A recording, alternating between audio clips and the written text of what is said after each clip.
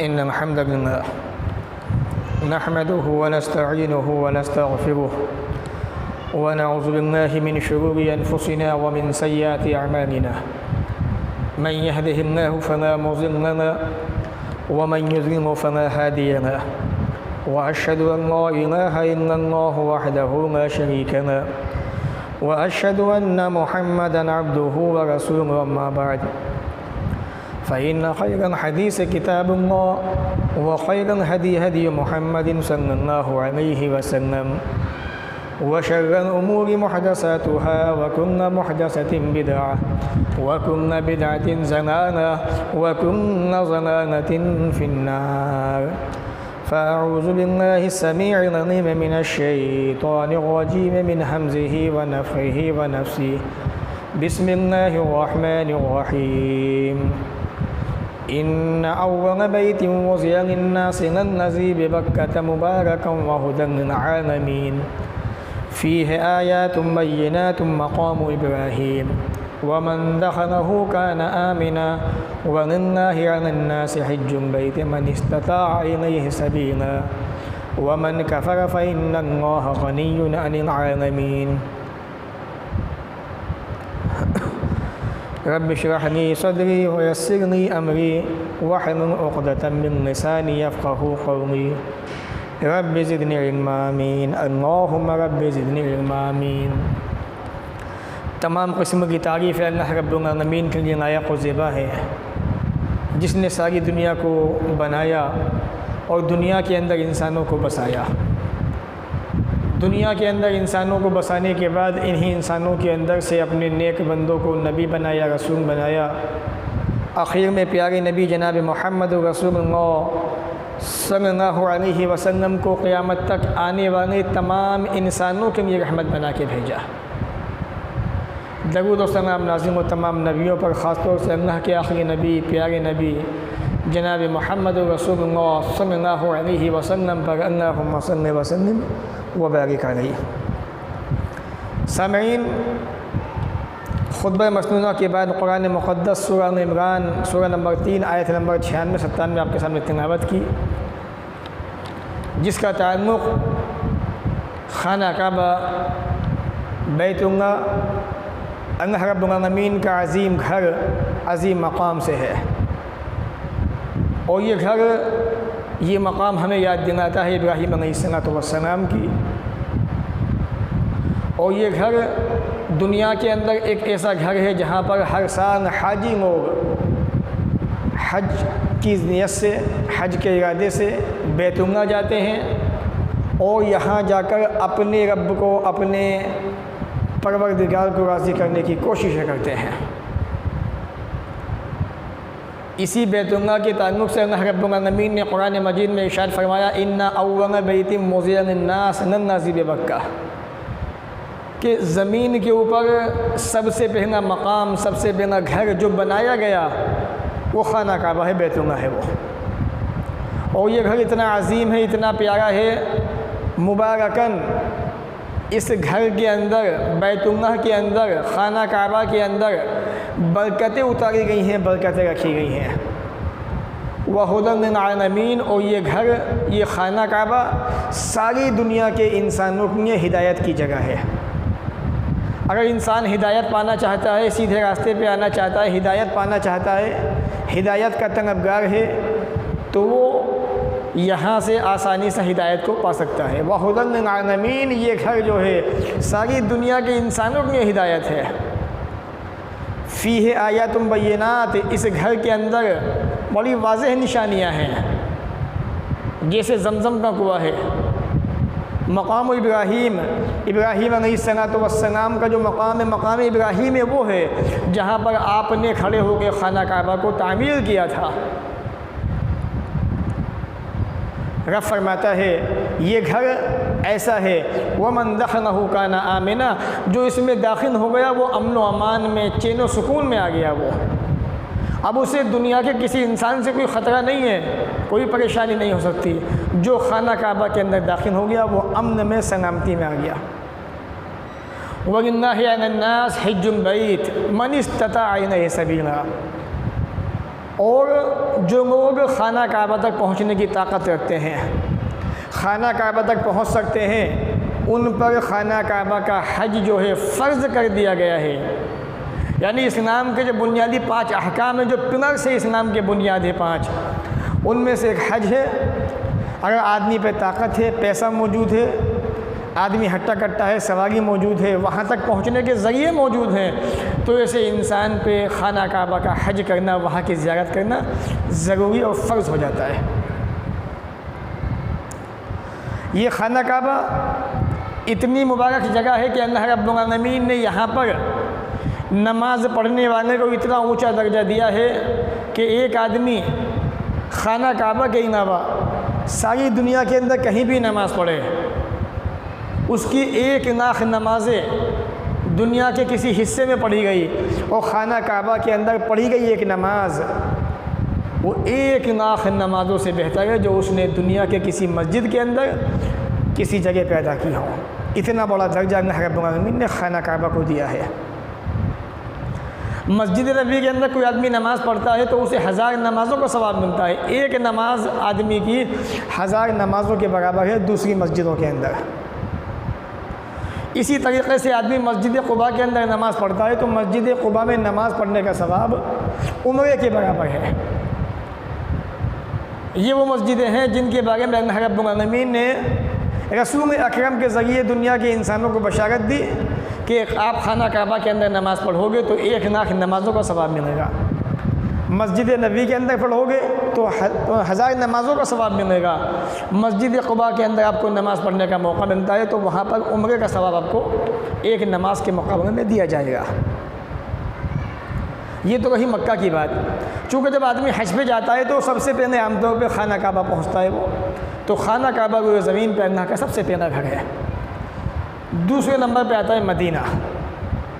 हालांकि मदीना एक ऐसी बस्ती है, एक ऐसी जगह है जिसका हज से कोई ताल्लुक़ नहीं है, लेकिन अब चूँकि एक आदमी जो है दुनिया के किसी कोने से जब खाना काबा पहुँचता है तो वो सोचता है कि जब मैं यहाँ पे आ गया हूँ तो क्यों ना मदीने की ज़ियारत भी करता चलूँ।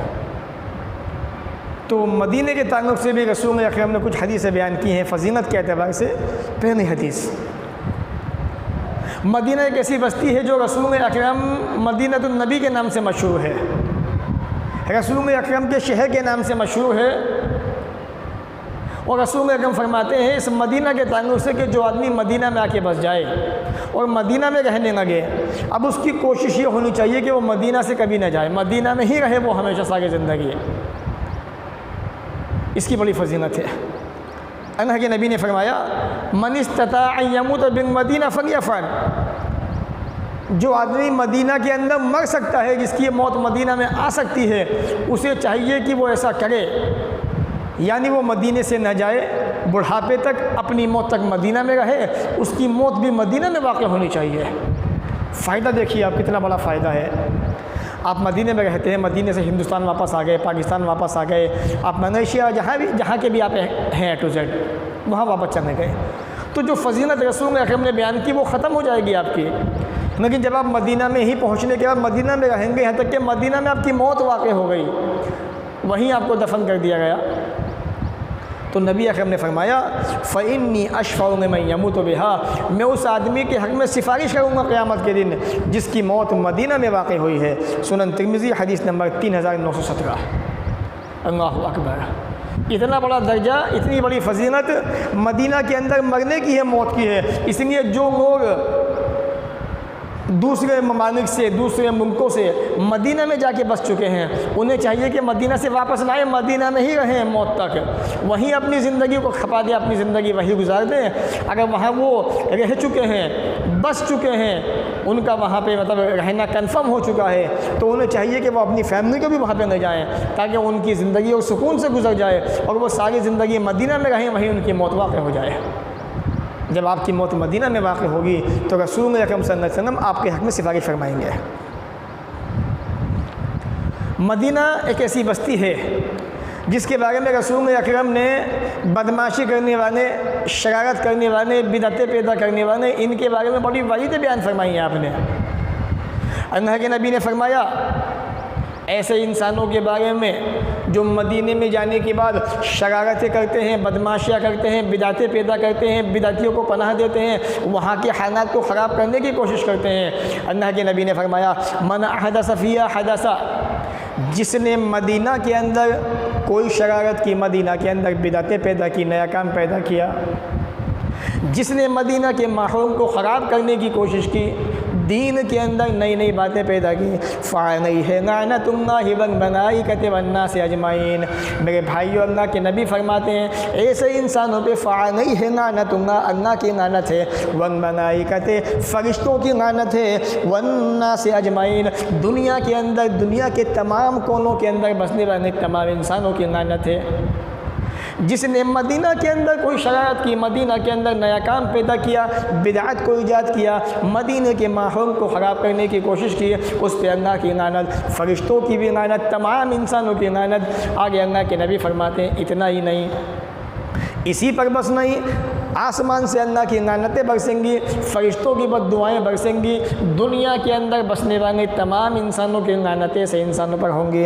अल्लाह के नबी फरमाते हैं ला यक़बलुल्लाहु मिन्हु यौमल क़ियामति सर्फ़न वला अदला, जब क़यामत का दिन कायम होगा, मैदान में कायम किया जाएगा, इंसानों को जमा किया जाएगा। अल्लाह के नबी फरमाते हैं ऐसे इंसानों की दुनिया के अंदर की जाने वाली तमाम की तमाम नफ़ली इबादतें, फ़र्ज़ इबादतें कबूल नहीं की जाएंगी, इनके मुंह पे फेंक के मार दी जाएंगी और ये कह दिया जाएगा कि दुनिया के अंदर तुम्हारी सारी इबादतें बेकार हो चुकी हैं, सारी नफिल नमाज़ें ख़त्म हो चुकी हैं, तुम्हारे सारे फ़राइज़ ज़ाय हो चुके हैं, क्योंकि तुमने मदीना के अंदर शरारत की थी, मदीना के अंदर बिदातों को पैदा किया था, नए नए कामों को पैदा किया था। इसलिए आज इनकी कोई भी नफली या फ़र्ज़ इबादत कबूल नहीं होगी और इनको जहन्नम के अंदर फेंक दिया जाएगा। सही बुखारी हदीस नंबर 1867, सही मुस्लिम किताब हज हदीस नंबर 1366। तो ये अंजाम है उस आदमी का जो मदीना के अंदर शरारतें करता है, बिदातें पैदा करता है, नए नए काम पैदा करता है, मदीने के माहौल को, वहाँ की आबो हवा को ख़राब करने की कोशिश करता है। मदीना एक ऐसी बस्ती है कि जिसको अल्लाह रब्बुल आलमीन ने बड़ी आफतों से, मुसीबतों से महफूज फरमाने का वादा किया है। मदीने के अंदर ताउन जैसी बीमारी नहीं पहुंच सकती इंशाअल्लाह। ताउन वो बीमारी कि जिसके अंदर इंसान की गुद्दी गर्दन के आसपास में एक थोड़ा सा फुंसी सी पैदा होती है, गिल्टी, और उसकी वजह से इंसान मौत के घाट उतार दिया जाता है, इंसान की मौत वाक़ हो जाती है। उमर फ़ारूक रज़ी अल्लाह तआला अन्हु के ज़माने के अंदर ये बीमारी पैदा हुई थी ताउन की, और बेशुमार मुसलमान इस बीमारी के अंदर मुब्तला हुए थे और उनका ख़त्मा हो गया था। हज़रत अबू उबैदा इब्न जर्राह इस उम्मत के अमीन, उनका इंतकाल भी इसी बीमारी में वाक़ हुआ था। तो ताउन जैसी बीमारी मदीना के अंदर नहीं पहुंच सकती, इसी तरह दज्जाल भी मदीना में दाखिल नहीं हो सकता। रसूल अकरम ने फरमाया अना अन क़ाबिल मदीनत मलाइकतुन, मदीने के गलियों पर, मदीने के चौराहों पर फ़रिश्ते मुतय्यन हैं, फ़रिश्ते खड़े हुए हैं। ना यदखुलुहु ताऊन वद्दज्जाल, अल्लाह के नबी फरमाते हैं ओ मेरे प्यारे साथियों सुनो, मेरे प्यारे साहबा तुम भी सुनो, अल्लाह के नबी ने फरमाया ना यदखुलुहु ताऊन वद्दज्जाल, अगर किसी शहर के अंदर ताउन जैसी बीमारी वाक़ हो चुकी है, ताउन फैल चुका है, अल्लाह के नबी फरमाते हैं ये ताउन मदीना के अंदर दाखिल नहीं होगा। व दज्जाल, क़यामत के नज़दीक दज्जाल क़यामत होगी, दज्जाल का ख़ुरूज होगा, दज्जाल दुनिया के अंदर आएगा, खुदा होने का दावा करेगा, बहुत से लोग उसके पीछे पीछे हो जाएंगे। दज्जाल मदीना के अंदर जाना चाहेगा, अल्लाह के नबी फरमाते हैं ना यदखुलुहा अद-दज्जाल, मदीना के अंदर दज्जाल दाखिल नहीं हो सकता। अल्लाह के नबी ने ये फजीलत मदीना को दी है, अल्लाह रब्बुल आलमीन ने ये मकाम दिया है तो मदीना को दिया है, ताउन वहाँ नहीं पहुँच सकता, दज्जाल मदीने के अंदर दाखिल नहीं हो सकता। तो ये मदीना ऐसी बस्ती है, न ताउन जैसी बीमारी वहाँ पहुँचेगी, न दज्जाल उसमें दाखिल हो सकता है। सही बुखारी हदीस नंबर 1880 1880। तो मदीने के अंदर न तो ताउन जाएगा न दज्जाल पहुँच सकता है। मदीने में जो आदमी शरारतें फरमाता है उस पर अल्लाह की लानतें होती हैं, फरिश्तों की लानतें होती हैं, तमाम इंसानों की लानतें होती हैं।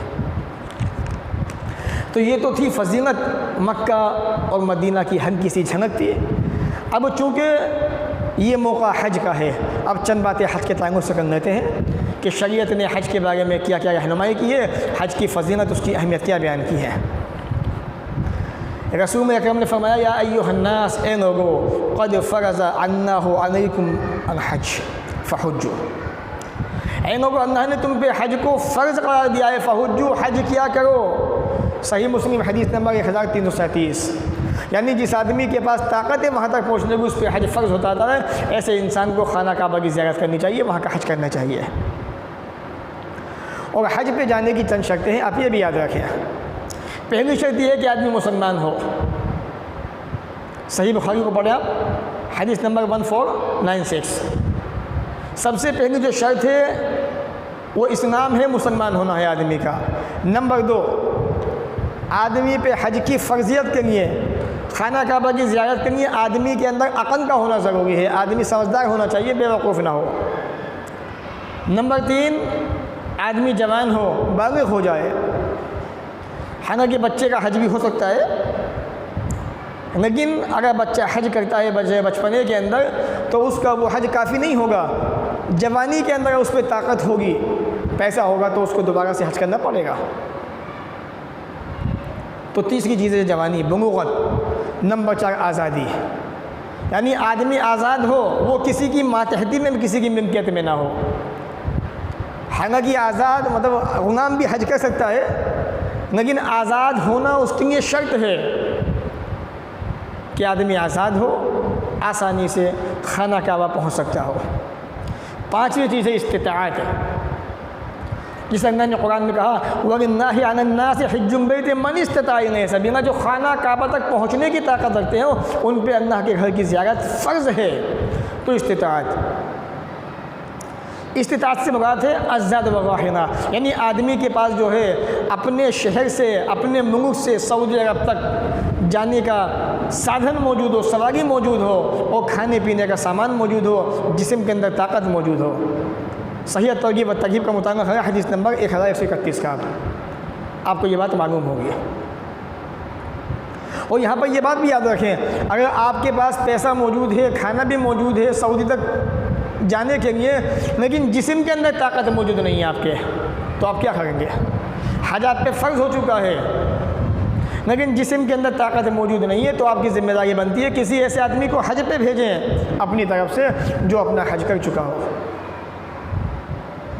इसकी दलील अबू दाऊद की वो हदीस किताब मनासिक, हदीस नंबर 1811, कि रसूल अकरम सल्लल्लाहु अलैहि वसल्लम के ज़माने के अंदर एक आदमी हज कर रहा था, और हज करते करते वो ये कहने लगा, लब्बैक अन शुरुमा, मैं शुरुमा की जानिब से हज कर रहा हूँ। जब उसकी ये आवाज़, जब उसके ये अल्फाज़ अल्लाह के नबी के कान में पड़े, तो रसूल अकरम ने फरमाया, मन शुरुमा, ऐ मेरे भाई, ये शुरुमा कौन है जिसकी जानिब से तुम हज पे आए हुए हो, जिसकी तरफ से तुम हज्जे बदन कर रहे हो, ये शुरुमा कौन है? वो कहने लगा, मेरा पड़ोसी है या मेरा भाई है। अल्लाह के नबी ने फरमाया, हजता अन नफ्सिक, तू जो शुरुमा की तरफ से हज करने आया हुआ है, हज कर रहा है, मैं ये पूछना चाहता हूँ, मुझे ये बताओ, क्या तुमने अपना हज किया हुआ है? क्या तुम अपना हज कर चुके हो? वो कहने लगा कि नहीं अल्लाह के नबी, मैंने तो अपना हज नहीं किया हुआ है। आपने कहा, सुम्मा हुज्जा अन नफ्सिका, पहले अपनी जानिब से हज फरमा, पहले अपना हज कर, बाद में शुरुमा की जानिब से हज फरमाना।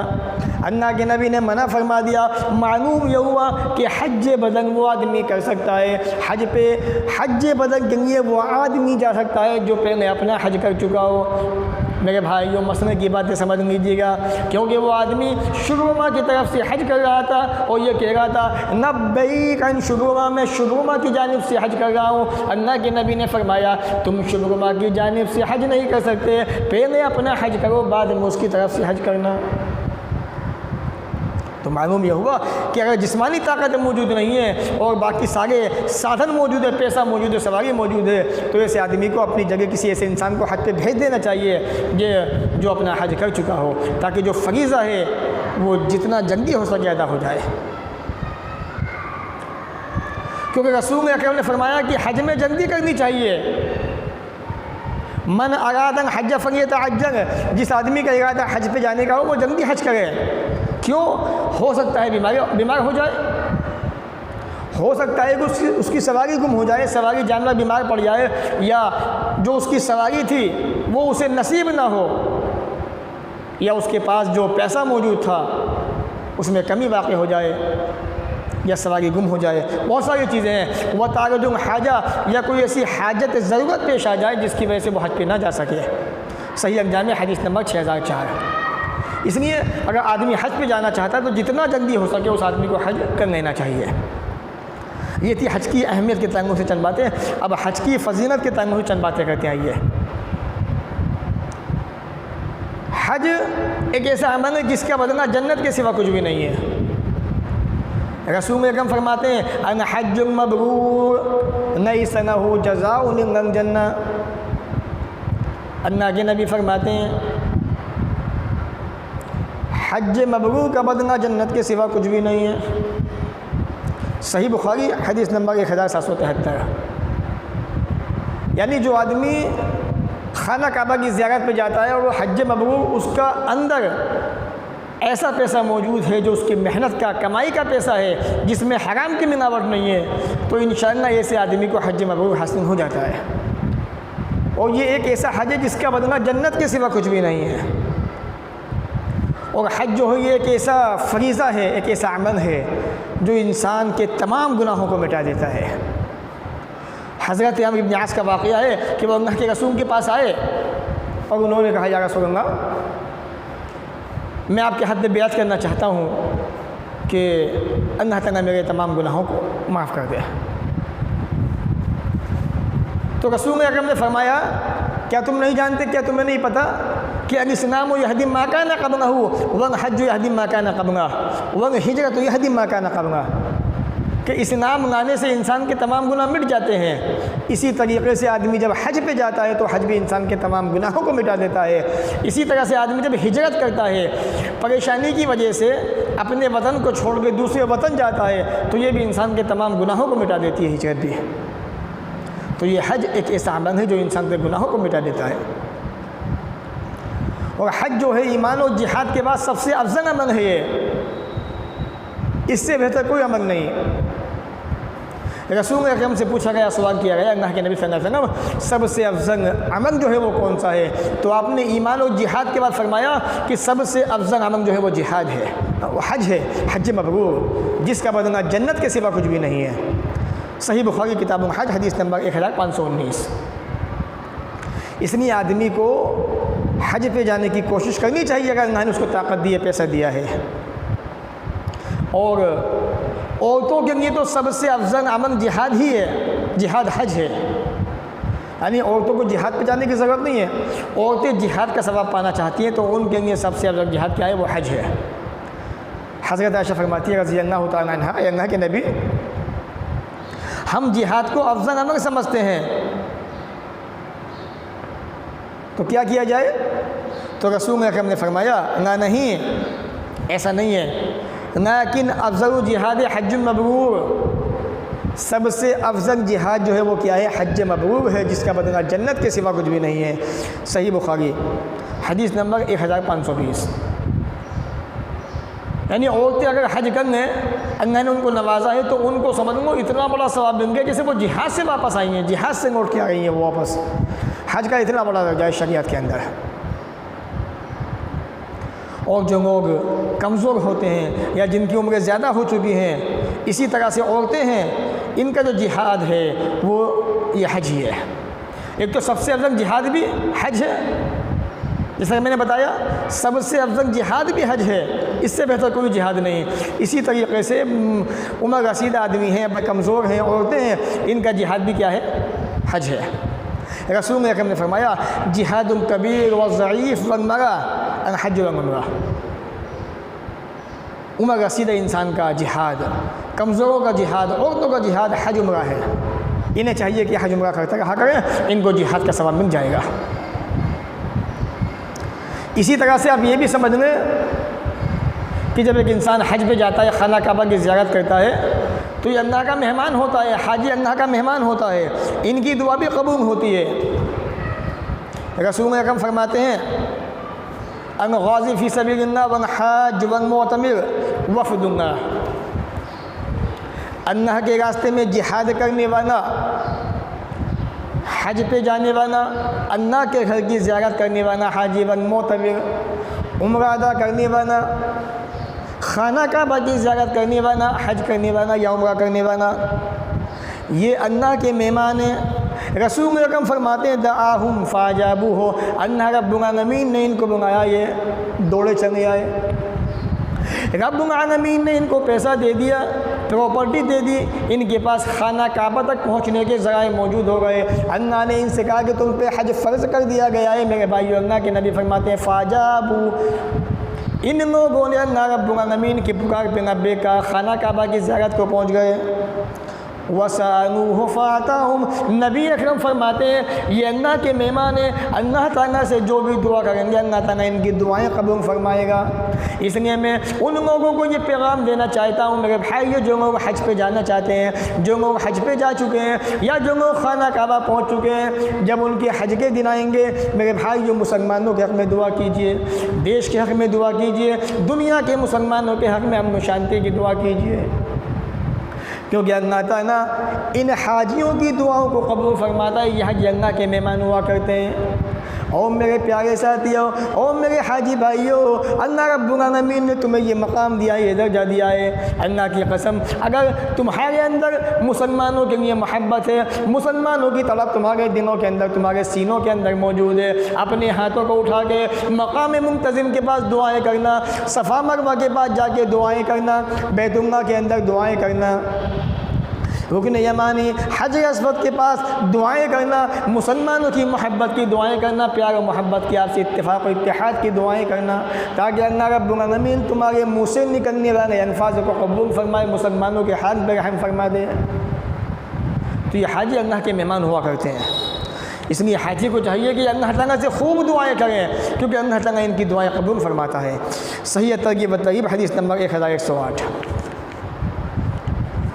इसी तरीके से एक आदमी जो हज पे जाना चाहता है या जो हज पे जाता है, शरीयत ने उस आदमी को ये भी बहुत बड़ा दर्जा दिया है कि अगर उसकी मौत वहाँ वाक़ हो जाती है तो वो सीधा इंसान जन्नत के अंदर जाता है। हदीस देखें, रसूल अकरम फरमाते हैं ऐसे इंसान के बारे में जो आदमी हज के इरादे से या उम्रे के इरादे से निकला अपने घर से और रास्ते में उसका इंतकाल हो गया या वहाँ पहुँचने के बाद उसकी मौत वाक़ हो गई। मन खराजा हाजन फमाता कुतिब लहू अजरुल हाजी यौमल क़ियामा, जो इंसान अपने घर से हज के इरादे से निकला और उसकी मौत वाक़ हो गई, फमाता, वो मर गया, इंतकाल कर गया, तो क़यामत तक उसको हाजी का सवाब नहीं दिया जाता है। इसी तरह वमन खराजा मोतमिरन, जो आदमी उम्रे की नियत से निकलता है, उसकी मौत वाक़ हो जाती है, तो उसको भी क़यामत तक या क़यामत के दिन उम्रे का सवाब नहीं दिया जाता है। तो ये फजीलत है उन लोगों की जो हज पे जाना चाहते हैं या जो उम्रे पे जाते हैं, उनकी मौत वाक़ हो जाती है वहाँ पर, तो अल्लाह ताला उनको हज या उम्रे का सवाब उनकी नियत के मुताबिक नहीं देता है। सही तरगीब व तरगीब हदीस नंबर 1124। और जब उनकी वहाँ मौत वाक़ हो जाती है तो शरीयत ने एक अहम पैगाम ये भी दिया है उनके ताल्लुक़ से कि इग़सिलूहु बिमाइन व सिद्रीन, इन मरने वालों को जो हज पे जा रहे थे या उम्रे पे जा रहे थे, पानी से बेरी के पत्तों से गुस्ल दो, वकफ़िनूहु बिसौबे है, और उसी कपड़े के अंदर इनको कफन दे दो, कफना दो, वरना तो खम्मे वासहू। शरीयत ने एक दर्जा ये भी उनको दिया है कि जब उनका इंतकाल हो जाए, उनकी मौत वाक़ हो जाए, तो उनके सर को न ढाँपा जाए, चूँकि ये इंसान हज पे जा रहा था, उम्रे के इरादे से जा रहा था, इसकी मौत वहाँ वाक़ हो गई, तो उसके सर को भी ढाका नहीं जाएगा। वना तो हन्नतू हो, न ही उन पर खुशबू का इस्तेमाल किया जाएगा। उसकी वजह क्या है, फ़इन्नहु युबअसु यौमल क़ियामह मुनब्बिया, जब ये हज पे जाने वाला, उम्रे पे जाने वाला, जिसकी मौत वाक़ हो गई रास्ते में या वहाँ पहुँचने के बाद, जब क़यामत के दिन ये उठेगा, अल्लाह ताला इसको उठाएगा, तो ये अपनी ज़बान से तलबिया कहता हुआ उठेगा, लब्बैक अल्लाहुम्मा लब्बैक, ये पढ़ता हुआ उठेगा। सही बुखारी किताब जनाइज़ हदीस नंबर 1265। तो ये हज की फ़जीलत के ताल्लुक़ से चंद बातें थी जो अल्लाह रब्बुल आलमीन ने रसूल अकरम के ज़रिए से हम तक पैगाम पहुँचाया है, ताकि हज पे जाने वाले इंसान इन फ़जीलतों को हासिल कर सकें। लेकिन मैं उन लोगों को जो हज पे जाना चाहते हैं या हज पे जा रहे हैं, ये पैगाम देना चाहता हूँ कि हज से पहले चंद बातें याद रखने ताकि उनका हज मुकम्मल हो जाए, उनको हज का मुकम्मल सवाब हासिल हो जाए।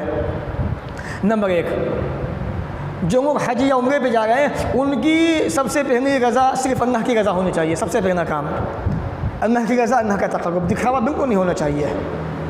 जैसे अल्लाह ने कुरान में कहा सूरह बय्यना के अंदर, सूरह नंबर 98 आयत नंबर 5 के अंदर, वमा उमिरु इल्ला लियअबुदुल्लाह मुख़लिसीन लहुद्दीन, उन्हें सिर्फ इसी बात का हुक्म दिया गया है कि वो अपने अमल को अल्लाह के लिए खालिस कर दें। तो जो हज पे जा रहे हैं उसमें इखलास होना चाहिए, खुलूस होना चाहिए, अल्लाह की रज़ा होनी चाहिए। नंबर 2, जिन लोगों ने हज के फॉर्म भरे हैं उनका वो फॉर्म के अंदर पैसा दिया हुआ हलाल का होना चाहिए, हलाल रोज़ी होनी चाहिए। हराम के पैसे का हज कबूल नहीं होता है। जैसा अल्लाह के नबी ने फरमाया, या अय्युहन्नास, ए लोगो, इन्नल्लाह तय्यबुन, अल्लाह ताला पाकीज़ा है, पाक है, व ला यक़बलु इल्ला तय्यबा, अल्लाह ताला पाकीज़ा चीज़ों को पसंद फरमाता है। तो पैसा भी पाक होना चाहिए आपका। सही मुस्लिम हदीस नंबर 1014। अगर पैसा पाक है आपका, हलाल रोज़ी है, हलाल पैसा है, तो इंशाअल्लाह आपका हज भी कबूल है। अगर ज़रा सी मिलावट आ गई तो आपकी ये मेहनत, ये सफ़र, ये दुआएँ, सारी चीज़ें बर्बाद हो जाएंगी आपकी, और आपको हज का सवाब भी नहीं मिलेगा। नंबर 3, जब आदमी हज पे जाए तो तमाम गुनाहों से सच्ची तौबा करे। कर्ज़ की अदायगी है तो उसको अदा कर दे, कर्ज़ पे मौजूद है, बाकी है, और अपने घर वालों को अल्लाह से डरने की वसीयत करे, उनको हुक्म दे कि अल्लाह से डरें और हमारे पीछे अल्लाह की इबादत करें, नमाज की पाबंदी करें, अपनों का ख्याल रखें। ये सारी बातें की उनको नसीहत करके जाए। नंबर 4, हज पे जाने वाला आदमी, उसे चाहिए कि वो हज के अहकाम को सीखे कि रसूल अकरम ने हज के अहकाम क्या बयान किए, हज कैसे करना चाहिए, हज का तरीका क्या है, क्या सिस्टम है, हज किस दिन से शुरू होगा, किस दिन ख़त्म होगा, किस जगह पे कौन सी अमाल अंजाम देने हैं, कैसे कैसे देने हैं, नमाज कसर करनी है कि मुकम्मल पढ़नी है, रसूल अकरम की नसीहत क्या है, आपका हुक्म क्या है। ये बड़ी अहम चीज़ें हैं। अगर आपने ये चीज़ें नहीं सीखी तो आपका हज जो है वो बर्बाद हो सकता है। रसूल अकरम ने फरमाया था, खुज़ू अन्नी मनासिककुम, लोगों मुझसे अपने हज के मसाइल सीख लो। सही मुस्लिम हदीस नंबर 1297। तो ये हज पे जाने से पहले चंद नसीहतें थी हज के नाम। आखिरी बात, जो लोग हज पे जा चुके हैं या जा रहे हैं उनके लिए एक अहम पैगाम था कि उनका ये हज अल्लाह की बारगाह में काबिल कबूल हो जाए और वो गुनाहों से पाक साफ हो जाए। रसूल अकरम ने फरमाया, मन हज फलम यरफुस वलम यफसुक, जिसने अल्लाह की रज़ा के लिए हज किया, मन हज फलम यरफुस, और उस हज के अंदर बेहुदा बातें, गुनाह की बातें नहीं की या सक्सुम बातें नहीं की और अपने आप को बुराइयों से बचा लिया, रजा, वहाँ से वो ऐसे वापस होगा कयौमिन वनरतुमू, जैसे उसकी माँ ने उसको अभी भी जन्म दिया है। तो हज पे जाने वाले वहाँ जाने के बाद बेहुदा बातें ना करें, जो है फहश बातें ना करें, बेकार बातें ना करें, बेहुदा बातें ना करें, उल्टी सीधी बातें ना करें, बल्कि वहाँ पे अल्लाह की इबादत करें, दुआओं का अहतमाम करें, अच्छी बातें करें, ताकि जब वापस आए वो वहाँ से तो अल्लाह ताला उनको गुनाहों से ऐसे पाक साफ़ कर दे जैसे अभी बच्चे को माँ ने जन्म दिया हुआ है। सही बुखारी हदीस नंबर 1521। तो ये थी चंद बातें हज की अहमियत और हज की फ़र्ज़ियत के ताल्लुक़ से। उम्मीद है इंशाअल्लाह बातें समझ में आई होंगी। अल्लाह ताला से दुआ है वो हमें इन बातों को सुनने के बाद अमन की तौफ़ीक़ अता फ़रमाए, जब तक दुनिया में रखे, इज़्ज़त से रखे, ख़ात्मा भी हो तो ईमान पर हो। वाखिरु दावाना अनिल हम्दुलिल्लाहि रब्बिल आलमीन, वस्सलामु अलैकुम व रहमतुल्लाहि व बरकातुहू।